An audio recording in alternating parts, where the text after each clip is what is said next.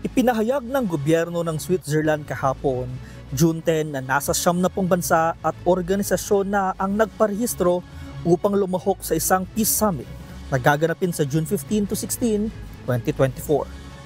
Ayon sa Switzerland, hindi inanyayahan ang Russia dahil ipinahiwatig nito na wala itong interes na dumalo. Gayunpaman, binigyan diin ng Switzerland na dapat bahagi ang Russia ng proseso ng kapayapaan. Layunin ng pagtitipon na sama-samang tukuyin ng isang roadmap kung paano maisasama ang Russia at Ukraine sa isang hinaharap na proseso ng kapayapaan. Samantala, nag-udyok naman ang nasabing desisyon para magsalita ang mga makapangyarihang kaalyado ng Moscow tulad ng China ukol sa magiging hindi pagdalo ng Russia sa nasabing summit.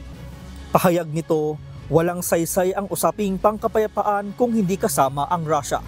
Ayon kay Swiss Foreign Minister Ignacio Cassis, tatalakayin sa summit ang malawakang pandaigdigang interes tulad ng pangangailangan para sa nuclear and food security, freedom of navigation, pati na rin ang humanitarian issues tulad ng mga bihag sa digmaan.